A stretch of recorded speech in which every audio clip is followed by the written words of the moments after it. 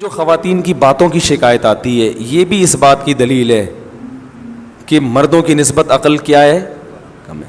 اس لیے کہ جو زیادہ باتیں کرتے ہیں نا، ہر وقت باتیں باتیں باتیں، یہ بھی عقل کی کمی کی دلیل ہوتی ہے. بچے زیادہ باتیں کرتے ہیں، آپ کو پتہ ہے، ہر وقت بولتے رہتے ہیں، بے وقت بولتے ہیں، ہوتا ہے نا. بچوں کو دیکھا ہے نا، کچھ نہ صبح اٹھتے ہی کچھ نہ کچھ بولنا جب وہ میچور ہوتے ہیں خاموش. جیسے جیسے انسان میچور ہوتا رہتا ہے اس میں خاموشی کا عنصر بڑھتا چلا جاتا ہے، یہاں تک کہ بالکل خاموش. کوئی ضرورت کی بات ہوگی تو کرے گا، چپ بیٹھا رہے گا، اسی میں اس کو سکون ملتا ہے. ہم نے بڑے بڑے علماء دیکھے ہیں، اپنے مشائخ کو دیکھا ہے. مفتی رشید احمد صاحب رحمہ اللہ کی میں اکثر مثال دیتا ہوں. ان کی آدھے گھنٹے کی مجلس ہوتی تھی. جب وہ مجلس میں آ کے بیٹھتے تو بسا اوقات پوری مجلس میں خاموش رہتے. بھئی ایک ٹائم دیا ہوا تھا انہوں نے اپنے مریدوں کو آدھے گھنٹے کا کہ اس میں ملاقات کے لیے آنا چاہو تو آ سکتے ہو. اور علماء کو تو وہ علماء اور طلباء جا کے بیٹھتے تھے ان کے آفس میں.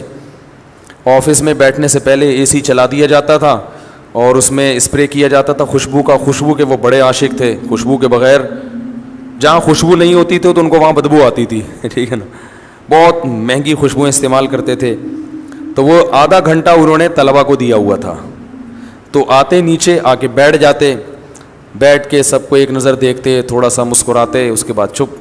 کیونکہ کوئی بات ذہن میں نہیں آ رہی کرنے کی تو چپ بیٹھیں. ہم بھی چپ. ہم بھی یہ نہیں کہ اور بھائی سنائیں خیریت حضرت آج صبح ناشتے میں کیا کھایا آپ نے.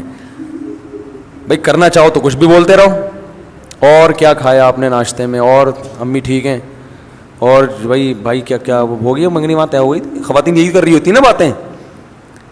میت میں بھی باتیں کرتی ہیں. کسی کی میت ہو جائے نا، اب وہاں بھی پوچھ رہی ہوں گی بہن اس دوپٹے کی کیا قیمت ہے. روتے روتے پوچھ رہی ہوں گی ہائے ہائے منع کے ابا دنیا سے چلے گئے، اللہ مغفرت فرمائے. بہن یہ دوپٹہ کہاں سے لیا تھا تم نے؟ وہ پھر روتے روتے ہائے منع کے ابا بہت اچھے تھے، بولٹن مارکیٹ سے خریدا تھا میں نے. تو پھر وہ روتے روتے کہیں گے ہائے ہائے اللہ مغفرت کرے ان کے آپ کے میاں کی، بہت جوانی میں چلے گئے.